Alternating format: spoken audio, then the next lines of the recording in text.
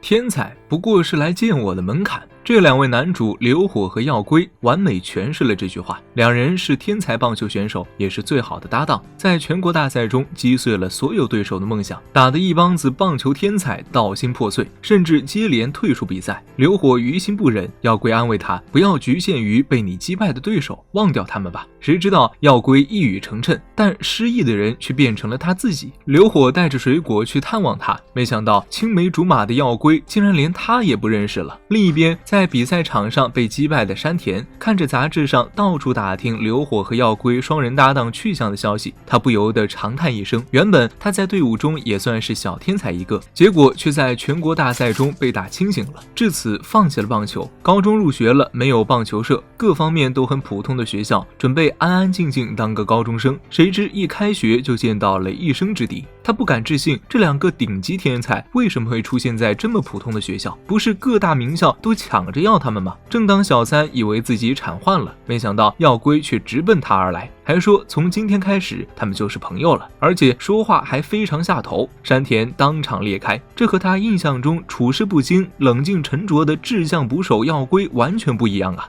现在的耀圭看起来就是一个笨蛋呐。这个时候刘火走上来搭话，问耀圭是怎么认识山田的。山田一眼就认出他是全能型打手的刘火，所以眼前这两人果然是本尊。山田问他们为什么会来这所学校，毕竟两人是出了名的棒球选手。耀圭却觉得大家都在提棒球，于是干脆说出自己失忆的事情，我完全不记得自己打过棒球。山田非常震惊，失忆还会导致人的性格大变吗？刘火却说耀圭原本就这么智障，从小就一直在抱怨棒球真难，但因为刘火一句想和他一起打球，于是一直坚持到了初中，加入了最严苛的社团，整个人画风像是变了一样，一个人就能掌控全局。山田不敢置信，难不成是本性憋得太久，终于变态了吗？但对方没有对自己撒谎的必要，所以耀圭肯定是失忆了。山田误打误撞就和他们成了朋友，而且恰好在同一个班级。而他们之所以会报名这个高中，是因为耀圭失忆后觉得这里走路只需要5分钟，打棒球什么的他才不需要呢。不知为何山田却觉得很惋惜，可惜这所学校竟然连个棒球部都没有，不然这两个天才绝对能带学校逆袭。结果刚想完，学校就出了棒球部，虽然只是像个同好会一样的社团，但刘火还是加入了，而且还邀请山田一起。山田根本无法忤逆球技比自己好的人，于是也跟着一起加入了。刘火希望耀圭也加入社团，他觉得除了耀圭之外没人能接住自己的球。耀圭欲言又止，最终表示刘火太看得起自己了。耀圭这个表情不对呀，难不成是在装失忆？没想到这时有不长眼的学长过来挑衅，面对身高和样貌都出众的刘火，两个学长提议不如来打一场棒球。刘火负责当球手，耀圭因为不打算当捕手，所以山田只能被迫登场。往那儿一蹲，山田就开始恐惧，因为他是真的在赛场上体验过刘火实力的人。没想到刘火扔出的球却削弱了力量，难不成是为了跟自己配合？但这样的球很容易就被截停。场外的耀圭表情十分难看。此时学长开始嘲讽刘火，认为这一球最多不过时速100千米。就连小三都感觉到不对劲，因为刘火投出来的球简直像机器一样，不论是球路还是速度都没变过，某种程度上来说也是一种炫技。山田觉得是自己的缘故才导致刘火没能好好投球，于是鼓起勇气说让他发挥实力，但耀圭却看出他的手都在抖，一咬牙重新站了出来。然而一穿上装备，他就嫌弃又脏又臭。山田知道如果耀圭真的失忆不了解规则，突然来当捕手会很危险，但山田私心是想看到顶尖搭档的配合的。此时的刘火看到耀圭蹲到原位，山田在旁边给他重新讲解规则，刘火的气场都变了。山田一眼就认出那是决赛场上的刘火，那是只会出现在耀圭面前的顶级投球手气场，就连学长都感觉到不对了。山田终于意识到哪里不对了，原来刘火只是想跟耀圭搭档，为此不惜放弃了大好前途，所以两人才来到了这所学校，因为只有耀圭能接住他的球。下一刻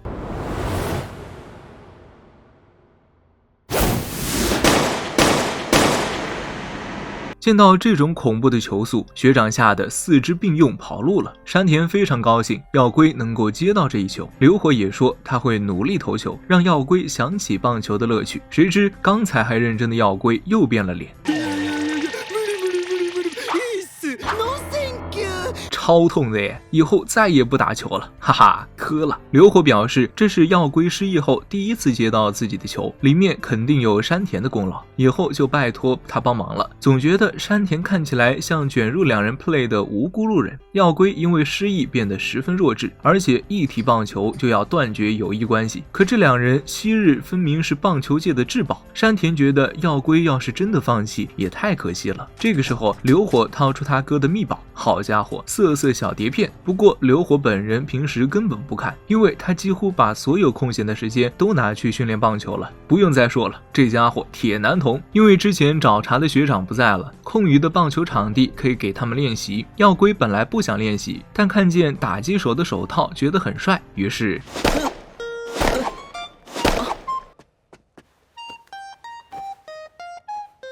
打不中就躺平，耀龟让刘火给他示范一下。山田在旁边看着刘火挥球棒的样子，就感慨天才和凡人之间的区别，就是他无论怎么练习，即使练到呕吐也无法达到的水平。耀龟这才知道刘火是非常厉害的，他也尝试挥了一下球棒，好家伙，简直烂得没眼看。直到旁边的刘火提醒他是左打，不过在刘火看来这并不重要，重要的是先练补球。山田十分无奈，要让耀龟这样的性格重新喜爱上棒球，不是得先让他体验到棒球的快乐吗？没想到耀龟刚调整位置，瞬间找到了不足之处。山田刚想感慨天才果然不同，结果发现耀龟露出了得意的表情，顿时就不想夸他了。于是三人一起练球。山田深刻地意识到，耀龟也是能在当初顶尖队伍中担任第3棒的人。当初青少年组被两人干得道心破碎的天才可不止1-2个。此时放学准备离开的2个高中生突然听到了棒球声，于是循声找到了操场，看到操场上的耀龟和刘火，两人都觉得自己可能是累出幻觉了，下意识发出了声音，引来了操场上3人的注视。耀龟笑眯眯地问两人要一起打吗？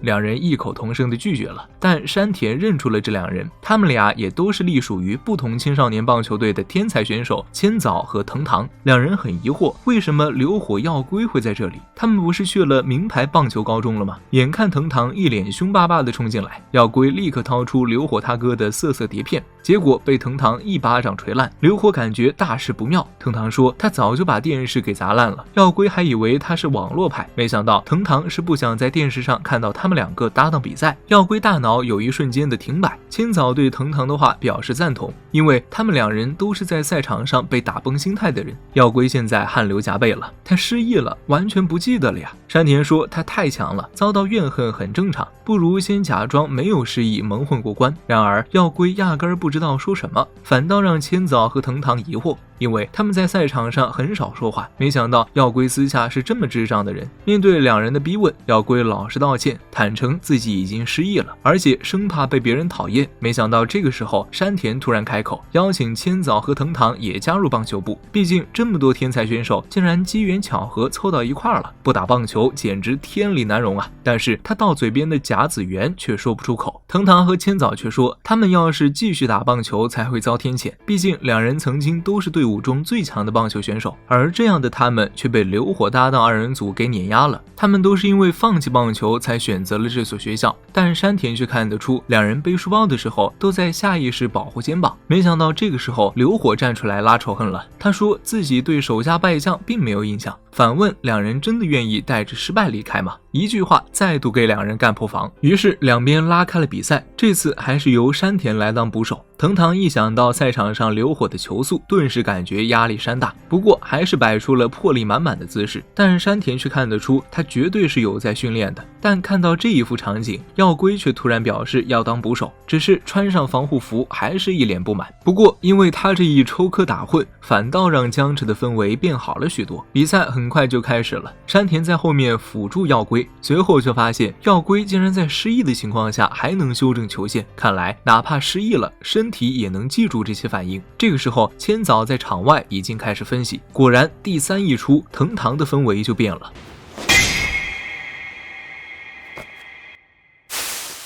看到这一幕，千早也来了兴趣，脱下外套开始热身。当刘火死缠烂打，再次扔出一球时，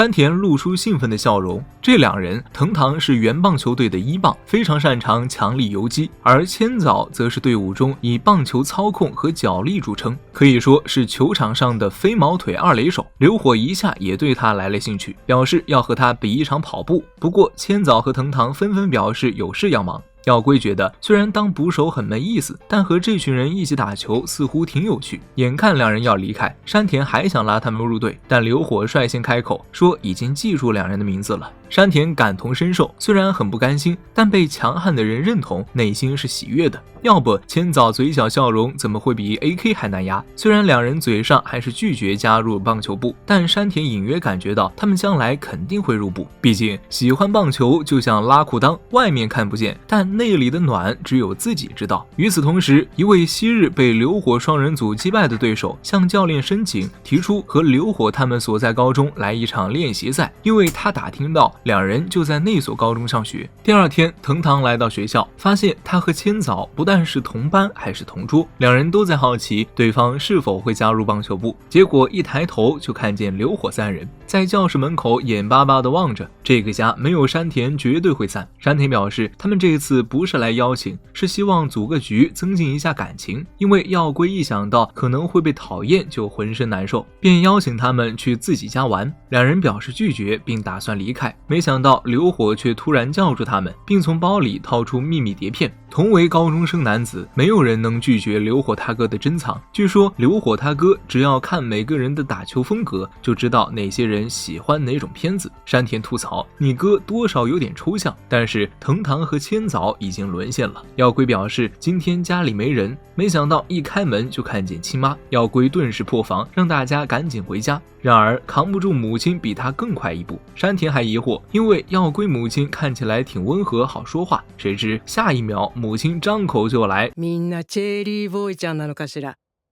おばちゃんそういうの分かっちゃうのよ。驚いた？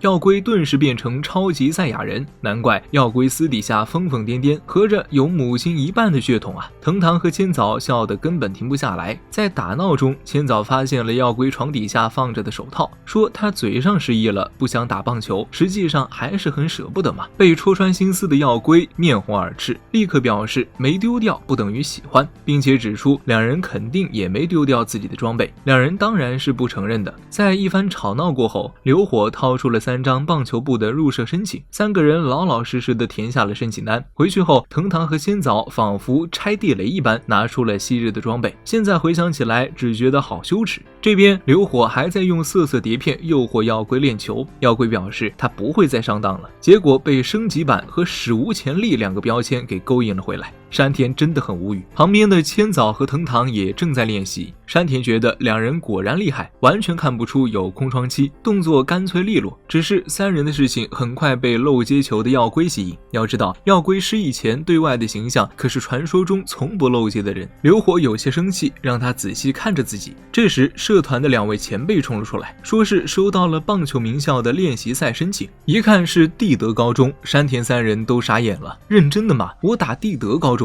之后几人按照邀约前往地德高中，迅速被里面的专业设备吸引。耀龟好奇这个高中很强吗？刘火却说他比较强。山田总觉得这话要是被千早和藤堂听到肯定会生气，结果却发现2人破防了。原来这2人当初也收到过地德高中的邀请，而且都拿到了 A 级的推荐。刘火表示他和耀龟是拿到了特 S 级的推荐。这一刻，山田竟然感觉到这2位同学可能要转学了，毕竟在地德高中他们能得到更好的培养。原本地德高中的学生对不知名的学校并不感兴趣，他们的气势看起来非常恐怖。山田知道现在的自己一行人看起来就是一盘散沙，但即使如此，他还是敢站出来大声的回应。妈呀，这个家没有山田真的会散。随后刘火和耀龟也立刻站了出来，同时藤堂他们也迅速追上问好。到了现场，地德高中的一个选手立刻冲到刘火他们面前，问他们为什么没来这里念书。没想到刘火和耀龟一脸困惑，反问这人是谁。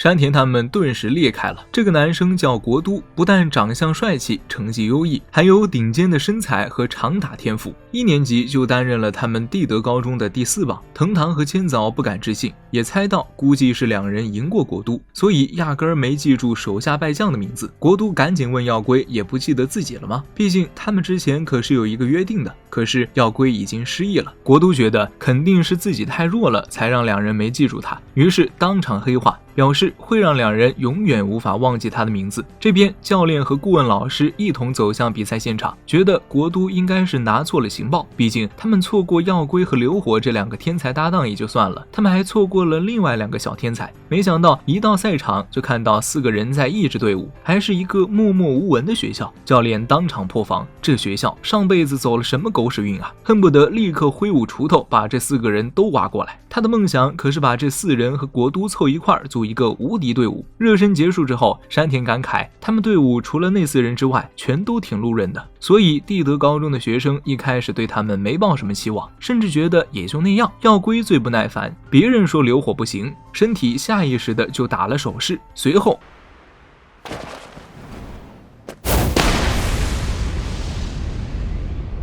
这一球石破天惊，所有人都没看清楚是怎么回事，只有国都露出微笑，这真是太棒了。但是教练却气得瘫倒，他的最强球队呀！